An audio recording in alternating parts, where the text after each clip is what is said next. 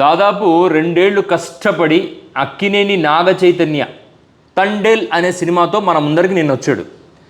నేను చాలా చోట్ల వింటున్నా, సినిమా బాగుందని విన్నాను. సినిమాలో స్టఫ్ ఉంది, ఎమోషన్ ఉంది. ఆఫ్టర్ లాంగ్ టైం సినిమా ఒక మంచి లవ్ స్టోరీగా వచ్చింది, చాలా బాగుందని వింటున్నాను. I appreciate the team and congratulations for the success to Naga Chaitanya. ఇకపోతే ఈ తండేల్ సినిమా చుట్టూ ఒక వివాదం ముసురుకుంది. ఏంటి అంటే, ఈ ఫిషర్మెన్ బేస్డ్ కథ కదా ఇది. ఈ ఫిషర్మెన్ ఏదో గుజరాత్కి వెళ్ళినప్పుడు అక్కడ కొంతమంది, అంటే వీళ్ళు బేసికలీ విశాఖపట్నం నుంచి గుజరాత్కి వెళ్తారంట. అక్కడ ఫిషింగ్ రూల్స్ ఈజీగా ఉంటాయి, అక్కడ చేపలు పట్టుకుందామని. అక్కడికి వెళ్ళిన ఒక 22 మంది మత్స్యకారులను అన్ఎక్స్పెక్టెడ్లీ వాళ్ళు ఫిషింగ్ చేస్తూ పాకిస్తాన్ వాటర్స్లోకి ఎంటర్ అవ్వగానే వాళ్ళ కోస్ట్ గార్డ్స్ మన వాళ్ళని లిఫ్ట్ చేశారు. 22 మందిని జైల్లో పెట్టేశారు. స్టేట్ గవర్నమెంట్, సెంట్రల్ గవర్నమెంట్, ఆ టైంలో వైఎస్ఆర్సీపీ గవర్నమెంట్ ఉంది, స్టేట్ గవర్నమెంట్, సెంట్రల్ గవర్నమెంట్ ఒక డెసిషన్ తీసుకుని ఒక స్టేట్ గవర్నమెంట్ ప్రెషర్తో, జగన్మోహన్ రెడ్డి గారు ఏదో మాట ఇచ్చారని చెప్పి ప్రెషర్తో ఆ 22 మందిని విడిపించడం జరిగింది. ఇంతవరకు బాగుంది. ఆ 22 మంది పాకిస్తాన్ జైళ్ళల్లో తన్నించుకొని ఉమ్మించుకొని చాలా గలీజ్గా జీవితం జీవించి వాళ్ళు తిరిగి వచ్చారు. I appreciate there lifes for facing such harsh environments. కాకపోతే సినిమా తీశారు, సినిమా వాళ్ళకు కొన్ని లిబర్టీస్ ఉంటాయి. వాళ్ళకి కావాల్సిందే చూపించుకోవచ్చు. ఇప్పుడు ఫర్ ఎగ్జాంపుల్ ఇది లవ్ స్టోరీగా తీయాలనుకున్నారు, లవ్ స్టోరీని మాత్రమే హైలైట్ చేస్తారు. లేదా పేట్రియాటిక్ మూవీలో తీయాలనుకున్నారు, పేట్రియాటిజం మాత్రమే హైలైట్ చేస్తారు. కానీ మత్స్యకారుల నుంచి ఒక డిమాండ్ వచ్చింది. ఏంటి అది అంటే, ఇప్పుడు 22 మందిని విడిపించడానికి లోకల్ లీడర్షిప్ ప్లస్ మన state leadership under the governance of Jaganmohan Reddy, they have taken some extra efforts to bring them back.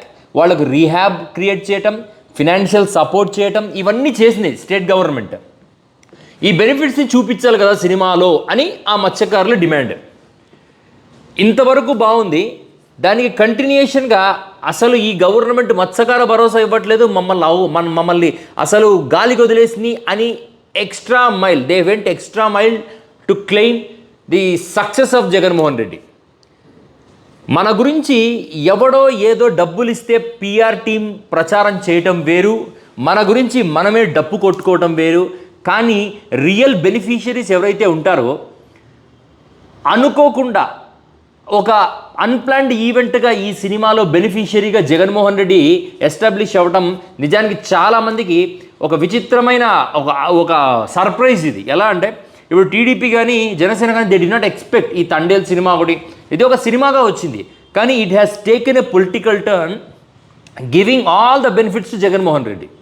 So Jaganmohan Reddy ఎప్పుడో పాదయాత్రలో ఒక 22 మంది మత్స్యకారులను విడిపిస్తానని చెప్పటం, వాళ్ళందరినీ తీసుకురావటం, గవర్నమెంట్ సెంట్రల్ గవర్నమెంట్తో కోఆర్డినేట్ చేయటం, గుజరాత్ గవర్నమెంట్తో కోఆర్డినేట్ చేయటం, వాళ్ళని బ్యాక్ తీసుకురావటం, ఆ డబ్బు ఇచ్చి రీహాబ్ క్రియేట్ చేయటం, ఇదంతా ఒక అండర్ కరెంట్లో జరిగిపోయిన ఒక 5 ఏళ్ళ తర్వాత భయంకరమైన ఓటమి తర్వాత ఒక సినిమా రూపంలో రావటము, దాంట్లో రియల్ హీరో జగన్ అని చెప్పుకుంటూ ఇప్పుడు పిఆర్ టీం, మన వైఎస్ఆర్సీపీ పార్టీయో లేకపోతే మనం నియమించుకునే పిఆర్ టీమో ప్రమోట్ చేయడం ఒక ఎత్తు అయితే, నిజమైన బెనిఫిషరీస్ బయటికి వచ్చి ఆ సంతోషాన్ని వెళ్ళగక్కుతూ తమ జీవితాన్ని తెర ముందర చూసుకుంటూ దానికి కారణమైన జగన్ని తలుచుకుంటూ ఉంటే ఒక నాయకుడికి ఇంతకన్నా సక్సెస్ ఏం కావాలి? దీన్ని రాజకీయంగా మలుచుకోవడంలో వైఎస్ఆర్సీపీ సక్సెస్ అవుతుందా ఫెయిల్యూర్ అవుతుందా అనేది నాకు it's none of my business. But point ఏంటంటే, ఒక నాయకుడు లాంగ్ టర్మ్, ఇప్పుడు రాజశేఖర రెడ్డి గారిని మనం ఎలా గుర్తుపెట్టుకుంటాం? ఆయన పలానా పని చేశాడు, ఆయన పలానా పని చేయడం వల్ల నా కుటుంబంలో దీపం వెలిగింది అని ఈ రోజుకు చాలా వేల కుటుంబాల్లో ఎలాగైతే చెప్పుకుంటారో, ఈ 22 మంది కుటుంబాలు ఒక ఎగ్జాంపుల్గా వీళ్ళు మా జీవితాల్లో వెలుగుని నింపింది జగన్, మత్స్యకార భరోసా ఇచ్చాడు. అతన్ని పొగట్టం ఈజ్ నథింగ్ బట్ ఈ గవర్నమెంట్ ఇవ్వట్లేదని చెప్పటమే. మేబీ గవర్నమెంట్ ఇచ్చున్నా కూడా అతన్ని పొగట్టం అనేది డిఫరెంట్ యాంగిల్.